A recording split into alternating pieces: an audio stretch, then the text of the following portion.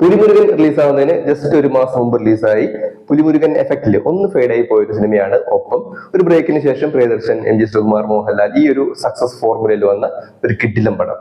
Actually കഴിഞ്ഞ വർഷം ഇറങ്ങിയ തുടരും മൂവിയിലെ ആ ജയിൽ സീനില്ലേ, അതായത് jail fight scene, police station fight, അത് കണ്ടപ്പോൾ എനിക്ക് അങ്ങനെ വലിയ ആവേശം തോന്നാതിരിക്കാനുള്ള ഒരു കാരണം ഈ ഒപ്പം മൂവിയിലെ ഫൈറ്റ് സീൻ ആയിരുന്നു. ഈ പടത്തിന്റെ ക്ലൈമാക്സിലുള്ള ആ ഫൈറ്റ് ഉണ്ടല്ലോ, തിയേറ്ററിൽ നിന്ന് കണ്ടത് എനിക്ക് ഇപ്പോഴും ഓർമ്മയുണ്ട്. അതായത് ഈ ഫൈറ്റ് കണ്ടിട്ട് നമ്മളെക്കാളും കൂടുതൽ സൗണ്ട് ഒക്കെ ഉണ്ടാക്കിയത് സിനിമ കാണാവുന്ന സ്ത്രീകളായിരുന്നു. വല്ലാത്തൊരു എഫക്റ്റ് ആയിരുന്നു. അത്രയും സമയം വളരെ പാവം പിടിച്ചിരുന്ന ജയറാമൻ എന്ന് പറഞ്ഞ കഥാപാത്രത്തിന്റെ ഒരു എലവേഷൻ ഉണ്ട്, ഗംഭീരമായിരുന്നു. പിന്നെ ആ പടത്തില് ആ സീനില് ഈ ജയറാമൻ അടിക്കാൻ വേണ്ടി വരുന്നത് ഷാജോന്റെ പോലീസ് കഥാപാത്രമാണ്. ഷാജോൺ ഇനി ഏതെല്ലാം സിനിമയിൽ ഈ കോൺസ്റ്റബിളിന്റെ യൂണിഫോം ഇട്ട് വന്നു കഴിഞ്ഞാലും നമ്മുടെ മൈൻഡിൽ ആദ്യം വരുന്നത് സഹദേവനാണ്. സഹദേവന് രണ്ടിടി കിട്ടണം എന്നുള്ളത് എല്ലാ മലയാളികളുടെ ആവശ്യമായിരുന്നു. സോ ആ പടത്തില് ആക്ച്വലി ഈ ഷാജോന്റെ പോലീസ് കഥാപാത്രം അടിവാകുന്ന സമയത്ത് മലയാളികളുടെ മനസ്സിൽ നമ്മുടെ സഹദേവ പോലീസ് ഇടിവാകുന്ന പോലെ എനിക്ക് തോന്നുക. പ്രിയദർശൻ മൂവി ആയതുകൊണ്ട് തന്നെ തമാശ എല്ലാം കണ്ട് ചിരിക്കാന്ന് വെച്ചിട്ടാണ് ഞാൻ ഈ പടത്തിന് കയറുന്നത്. അങ്ങനെ പടം സ്റ്റാർട്ട് ചെയ്ത് ആദ്യത്തെ സീനിൽ ഇങ്ങനെ ഒരാൾ വരും. എനിക്ക് നേരെ എടുത്തു ചൂണ്ടിയ കറുത്ത വിരലുകളെ അറുത്തു മാറ്റാൻ പോകുന്ന ഒരു മൂർച്ചയിൽ ഇരിക്കുകയാണ് ഞാൻ. അശുദ്ധി മാന്യൻ വിശുദ്ധാത്മാവ് ഉദിച്ചുയർന്നിടാൻ വികാരം നിന്നിൽ അഘോര ദുർഗം സമൂല സംഹാരം എന്നൊക്കെ പറഞ്ഞിട്ട് ഒരു ചങ്ങായി ഡെഡ് ബോഡി കൊണ്ടുവന്നിട്ട് ഒരു പുഴയിൽ ഇട്ടിട്ട് പോകുമ്പോൾ എനിക്ക് മനസ്സിലായത് ഇതിങ്ങനെ ചിരിക്കാൻ പറ്റുന്ന പടമൊന്നുമല്ല, എന്തോ സീരിയസ് ആയിട്ടൊരു സാധനമാണ് ഈ പറയാൻ വേണ്ടി പോകുന്നത്. തൊട്ടടുത്ത സീനിൽ ഒരു തറവാട്, ഒരു അമ്മാവൻ, ഒരു കല്യാണം ഉറപ്പിക്കലൊക്കെ കണ്ടുന്ന സമയത്ത് തറവാട്, നായര്, അമ്മാവൻ, ഇത് ടിപ്പിക്കൽ പ്രിയദർശൻ മൂവി തന്നെയാണ്. അതായത് പറയാൻ പോകുന്ന കഥയ്ക്ക് മാത്രമേ വ്യത്യാസമുള്ളൂ. കഥ പറയുന്ന രീതിക്കും ഇതിന്റെ കോമ്പിനേഷനും ചുറ്റുപാടിനൊന്നും വലിയ മാറ്റമൊന്നുമില്ല.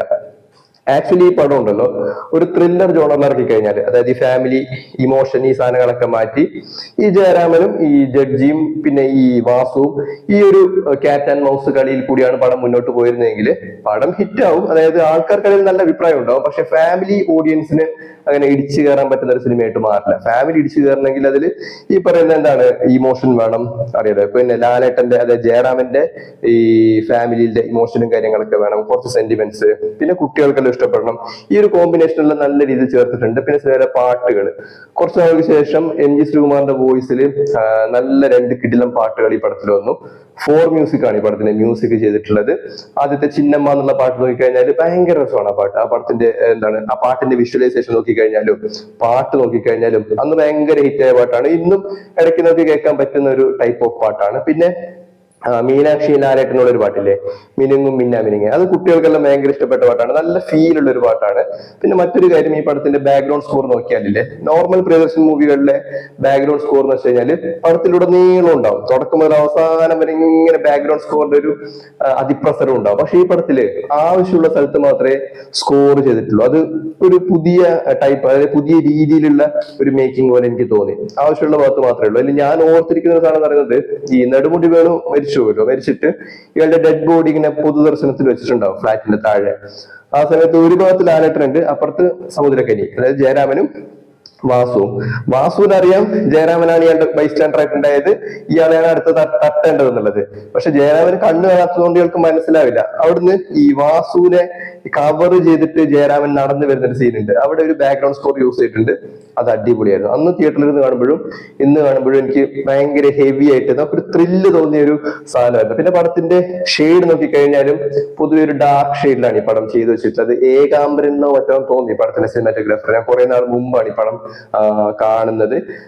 പടത്തിന്റെ ഒരുവിധം എല്ലാ ഭാഗവും അത്യാവശ്യം ഡാർക്കാണ്. പിന്നെ ഈ ഫ്ലാറ്റ്, ഫാമിലി, അല്ലെങ്കിൽ സർദാർജിയുടെ മോളുടെ കല്യാണം, അത് മാത്രമാണ് കുറച്ചെങ്കിലും കളർഫുൾ ആയിട്ടുള്ള വിഷ്വൽസ് ആയിട്ട് എനിക്ക് അന്ന് തോന്നിയത്. അങ്ങനെയാന്ന് തോന്നുന്നു.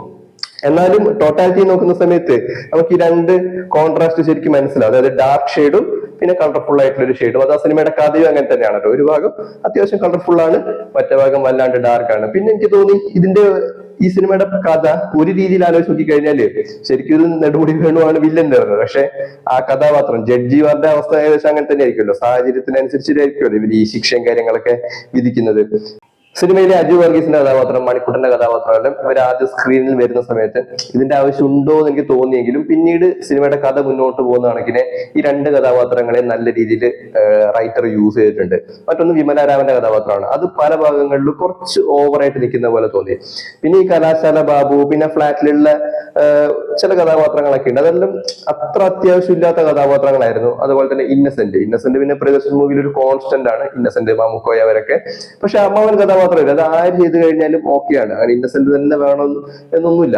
പിന്നെ ബിനീഷ് കൊടിയേരിയുടെ കഥാപാത്രം നോക്കിക്കഴിഞ്ഞാലും അനിയനായിട്ട് വരുന്ന ആള്, അയാളുടെ ഡയലോഗ് നോക്കിക്കഴിഞ്ഞാലും സ്ക്രീൻ പ്രസൻസ് നോക്കിക്കഴിഞ്ഞാലും കുറച്ചെങ്കിലും ബെറ്റർ ആക്കാമായിരുന്നു എന്ന് തോന്നി. മറ്റൊരാള് കുഞ്ഞിക്കയാണ്, അതായത് മാമുക്കോയുടെ കഥാപാത്രം, ഫ്ലാറ്റിന്റെ സെക്യൂരിറ്റി ആയിട്ടുള്ള കഥാപാത്രം. അപ്പോ ഈ ഒപ്പം മൂവിയിലെ മാമുക്കോയ എന്ന് പറയുമ്പോഴത്തേക്ക് നമ്മൾ എപ്പോഴും ഓർക്കുന്നത് ചെമ്പൻ വിനോദമായിട്ടുള്ള ഒരു ഡയലോഗാണ്. അതായത് ചെമ്പൻ വിനോദ് ഇയാളെ ഇൻട്രോഗേറ്റ് ചെയ്യുമല്ലോ, ഡെഡ് ബോഡി ആരാണ് ആദ്യം കണ്ടതെന്ന്. അത് അന്ന് ആദ്യം കാണുന്ന സമയത്ത് തിയേറ്ററിലൊക്കെ ഭയങ്കര ചിരിയായിരുന്നു കേട്ടോ. പക്ഷെ പിന്നെ നമ്മൾ കാണുന്ന സമയത്ത് അങ്ങനെ വലിയ ചിരിയൊന്നും വരില്ല. എപ്പോഴെങ്കിലും ഇങ്ങനെ കാണുന്നത് റാൻഡമായിട്ട് കാണുന്ന സമയത്ത് ഇടയ്ക്ക് ചിരിക്കാന്നുള്ളതല്ലാതെ അത് കുറച്ച് ലെങ്തി ആയതുപോലെ എനിക്ക് പിന്നീട് തോന്നി. കുറച്ചൊന്നും അവർക്ക് ക്രോപ്പ് ചെയ്യാമായിരുന്നു എന്ന് എനിക്ക് തോന്നിയതാണ്. പക്ഷെ ആദ്യം തിയേറ്ററിൽ കാണുന്ന സമയത്ത് ഞാൻ അത്യാവശ്യം ചിരിച്ചിട്ടുണ്ട് കേട്ടോ. പിന്നെ ഈ കുഞ്ഞിക്കാന്ന് പറയുന്ന കഥാപാത്രമില്ലേ, അത് ആദ്യം ഞാൻ എൻജോയ് ചെയ്തു. പക്ഷെ പിന്നീട് ഞാൻ ആലോചിക്കുന്ന സമയത്ത് അത്ര സുഖമില്ലാത്തൊരു കഥാപാത്രമാണ് ഈ കുഞ്ഞിക്ക്. അതായത് ഇയാൾ ഈ ക്യാരക്ടേഴ്സിന്, അതായത് ബാക്കിയുള്ള ആൾക്കാരെല്ലാം പേര് വിളിക്കുന്നത് അയാളുടേതായിട്ടുള്ള രീതിയിലാണ്. ഇപ്പോ രാഘവൻ എന്നുള്ളതിനെ അയാൾ റഹ്മാൻ എന്ന് വിളിക്കും, വീരൻ എന്നുള്ള കഥാപാത്രത്തിന്റെ ബീരാനാക്കും. പിന്നെ ഒരു ഭാഗത്ത് ഈ ലാലേട്ടൻ ചോദിക്കുന്നുണ്ട്, ഈ മലപ്പുറത്തെല്ലാം ഇങ്ങനെയാണോ, നിങ്ങൾക്ക് പട്ടാളത്തിൽ ശരിക്കും എന്തായിരുന്നു ജോലി എന്നൊക്കെ ചോദിക്കുന്നുണ്ട്. അതിപ്പോ ആലോചിക്കുന്ന സമയത്ത് അതത്ര ശരിയായിട്ടുള്ള ഒരു സാധനമല്ല. എന്ന് വെച്ചാല് സിനിമ പോലത്തെ ഒരു മീഡിയത്തിൽ നിന്നിട്ട് ഈ ഒരു കമ്മ്യൂണിറ്റിയെ അല്ലെങ്കിൽ ഒരു ജിയോഗ്രഫിയെ എല്ലാം അങ്ങനെ പറയുന്ന ഊക്കുന്ന സമയത്തില്ലേ, അത് എൻജോയ് ചെയ്യുന്ന ആൾക്കാരുണ്ടാവും, പക്ഷെ അതുകൊണ്ട് വിഷമിക്കുന്ന ആൾക്കാരുണ്ടാവും. ഇത് രണ്ടുപേർക്കും ഉള്ളിൽ കുറച്ച് പ്രശ്നങ്ങൾ ഉണ്ടാക്കും. അതായത് വേറൊരാളുടെ ഉള്ളിൽ ചെറിയൊരു വിദ്വേഷം ഉണ്ടാക്കാൻ മാത്രം ഒരു സാധ്യതയുള്ള ഡയലോഗാണ്. ഇപ്പൊ ആലോചിക്കുന്ന സമയത്ത് എനിക്ക് അത്ര തമാശയായിട്ട് തോന്നുന്നൊന്നുമില്ല, പക്ഷെ നമ്മൾ ആ ഒരു മൂഡിനനുസരിച്ച് കണ്ടുപോകുന്നേ ഉള്ളൂ. പിന്നെ സിനിമയുടെ ടോട്ടാലിറ്റി ഉള്ള ഒരു മേക്കിംഗ് നോക്കിക്കഴിഞ്ഞാലില്ലേ, ഈ പടം അത്യാവശ്യം നല്ല ക്വാളിറ്റി ഉള്ള ഒരു സാധനമാണ്. സമുദ്രക്കന്യയുടെ വാസു എന്ന കഥാപാത്രം നല്ല ഡെപ്ത് ഉള്ള ഒരു കഥാപാത്രമാണ്, ഹെവി ആയി തന്നെ അദ്ദേഹം ചെയ്തിട്ടുണ്ട്. അതായത് പടത്തിന്റെ മെയിൻ കഥാപാത്രം വില്ലനെ കണ്ടുപിടിക്കേണ്ട ആള് തന്നെ കണ്ണ് കാണാത്ത ഒരാളാണ്. അയാൾക്ക് ബാക്കി എല്ലാ കാര്യത്തിലും നല്ല കഴിവുണ്ട്. അതായത് ഒരു സീനില് ഈ നെടുമുടി വേണു ലാലേട്ടൻ ഇങ്ങനെ കാറിൽ പോകുന്ന സമയത്ത് ഈ ജയരാമൻ ഇങ്ങനെ പറയുന്നുണ്ട്, നമ്മളൊരു വണ്ടി 3 പ്രാവശ്യം ഓവർടേക്ക് ചെയ്ത് പോയിന്. അപ്പൊ അയാളുടെ ഒരു ഒബ്സർവേഷൻ, അതായത് കേൾക്കുന്നുണ്ട് ഈ കാര്യങ്ങളെല്ലാം, നല്ല രീതിയിൽ ഇയാള് ശ്രദ്ധിക്കുന്നുണ്ട്. ഇയാൾക്ക് നല്ല അത്യാവശ്യം നല്ല ഇന്റലിജന്റ് ആയിട്ടുള്ള കഥാപാത്രമാണ്. ഇയാള് മറ്റേ ഫ്രൂട്ട്സിന്റെ കടയിൽ പോയിട്ട് ഫോൺ വിളിക്കുന്ന ഒരു സീൻ ഉണ്ടല്ലോ, ഇയാൾ ഒരാളെ വിളിച്ചതിന് ശേഷം വീണ്ടും കോയിൻ ഇട്ടിട്ട് മൊത്തം 0 അടിച്ചു വെക്കും. പിന്നെ ഈ വാസു വന്നിട്ട് ഈ റിപ്പീറ്റ് ബട്ടൺ 6 എന്നുള്ള ബട്ടൺ അമർത്തി കഴിയുന്ന സമയത്ത് മൊത്തം 0 ആയിട്ടുണ്ടാകും. അതെല്ലാം ആ കഥാപാത്രത്തിന് നല്ല രീതിയിൽ ഒരു ബിൽഡ് ചെയ്ത് എടുത്തിട്ടുണ്ട്. പക്ഷെ സിനിമ കാണുമ്പോഴത്തേക്ക് നമുക്ക് എപ്പോഴും ഒരു ടെൻഷൻ ഉണ്ടാവും, പക്ഷെ ഇയാൾ ഇത് എങ്ങനെ പിടിക്കും. നമ്മൾ കാണുന്നുണ്ട് വില്ലനെ, പക്ഷെ ജയരാമൻ ഇയാളെ പിടിക്കാൻ വേണ്ടി പറ്റുന്നില്ല. ജയരാമൻ അറിയാം, പക്ഷെ ചൂണ്ടിക്കാണിക്കാനോ ഒന്നും ഇവർക്ക് ചെയ്യാൻ വേണ്ടി പറ്റില്ല. ആ ഒരു പോരായ്മ എന്നല്ല, ഒരു ഡിഫക്റ്റ് ആ കഥാപാത്രത്തിനുണ്ടല്ലോ, അത് തന്നെയാണ് ആ സിനിമയെ പിടിച്ചിരുത്തുന്നത്. എങ്ങനെയെങ്കിലും ഇയാളൊന്ന് പിടിച്ചേ പറ്റുമെന്ന് ശരിക്കും നല്ല രീതിയിൽ മേക്ക് ചെയ്തിട്ടുള്ള വളരെ ഡിഫറെന്റ് ആയിട്ടുള്ള ഒരു കഥാപാത്രമായിരുന്നു ലാലേട്ടൻ. പിന്നെ ഈ അന്ധനായിട്ട് ബ്ലൈൻഡ് ആയിട്ട് അഭിനയിച്ചിട്ടുള്ളതും അത്യാവശ്യം അടിപൊളിയാണ് കേട്ടോ. അത്രയും നാള് നമ്മള് സിനിമകളിലെ ഈ ബ്ലൈൻഡ് ആയിട്ടുള്ള കഥാപാത്രങ്ങളെ കാണുന്നത് കണ്ണിങ്ങനെ മേലോട്ടാക്കിയിട്ട് വരില്ല. ഈ പിള്ളേരെല്ലാം ഈ മോണോ ആക്റ്റും ഈ സ്കൂളിൽ തന്നെ ഡ്രാമയിലൊക്കെ അന്ധനായിട്ട് അഭിനയിക്കുന്ന കണ്ടിട്ടില്ല, ഇങ്ങനെയുള്ള കണ്ണു വെച്ചിട്ട്. ഏതോ ഒരു തരത്തിൽ നവ്യ നായർ അങ്ങനെ അഭിനയിച്ചിട്ടുണ്ട് തോന്നി, ഇങ്ങനെ ചെണ്ട മണ്ട എന്നുള്ള പറഞ്ഞിട്ട്. കലാഭവൻ മണിയും ചില സിനിമകളിലെല്ലാം കണ്ണിങ്ങനെ മേലോട്ടാക്കിയിട്ട് അഭിനയിക്കാം. പക്ഷെ ആക്ച്വലി ബ്ലൈൻഡ് ആയിട്ടുള്ള ആൾക്കാർ അങ്ങനെയല്ല. അവര് സൗണ്ട് ഏത് ഭാഗത്തേക്കാണോ ഏത് ഭാഗത്തു നിന്നാണോ വരുന്നത് ആ ഭാഗത്തേക്കാണ് അവരുടെ ഫേസ് പോവുക. കണ്ണെപ്പോഴും സ്ട്രൈറ്റ് ആയിരിക്കും, തല അത്യാവശ്യം ഉയർത്തി പിടിച്ചിരിക്കും. ഇത് ഞാൻ ശ്രദ്ധിച്ചിട്ടുള്ള കാര്യമാണ് കേട്ടോ.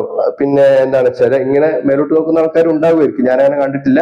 പക്ഷെ നല്ല രീതിയിൽ തന്നെ ലാലേട്ടൻ ചെയ്തിട്ടുണ്ട്. അത്രയും നാൾ നമ്മൾ സിനിമയിൽ കണ്ടിട്ടുള്ള ബ്ലൈൻഡ് കഥാപാത്രങ്ങളിൽ നിന്നും കുറച്ചുകൂടി റിയലിസ്റ്റിക് ആയിട്ടുള്ള ഒരു ബ്ലൈൻഡ് എന്ന് വേണമെങ്കിൽ പറയാം. പിന്നെ പടത്തിന്റെ മ്യൂസിക് ഞാൻ പറഞ്ഞു, ഓൾറെഡി നല്ല ക്വാളിറ്റിയുള്ള മ്യൂസിക് ആയിരുന്നു. വിഷ്വൽസ് 2 രീതിയിൽ, ഡാർക്കും ഉണ്ട്, നല്ല കളർഫുൾ ആയിട്ടുള്ള വിഷ്വൽസും ഉണ്ട്. പ്രിയദർശന്റെ വളരെ ഡിഫറെന്റ് ആയിട്ടുള്ള ഒരു മേക്കിംഗ്, ഡിഫറെന്റ് ആയിട്ടുള്ള ഒരു കഥ. പക്ഷെ ബാക്കി തറവാടും നായരെല്ലാം ഉണ്ട്, അത് വേറെ കാര്യം. മേ ബി ആളുടെ പൊളിറ്റിക്കൽ ആയിട്ടുള്ള താല്പര്യമായിരിക്കും. പിന്നെ നല്ല പെർഫോമൻസ് ഉണ്ടായിരുന്നു സിനിമയിൽ. മീനാക്ഷി ലാലേട്ടൻ കോമ്പിനേഷൻ നോക്കിക്കഴിഞ്ഞാലും അടിപൊളിയായിരുന്നു. അങ്ങനെ നമുക്ക് എപ്പോഴെങ്കിലും കാണാൻ വേണ്ടി പറ്റുന്ന, ഫാമിലി ആയിട്ട് ഒരുമിച്ചിരുന്ന് കാണാൻ വേണ്ടി പറ്റിയ ഒരു ത്രില്ലറാണ്. നല്ലൊരു ക്യാറ്റ് ആൻഡ് മൗസ് പടം ഇതാണ് ഒപ്പം. So see you in the next video of ആ പഴയ പടം.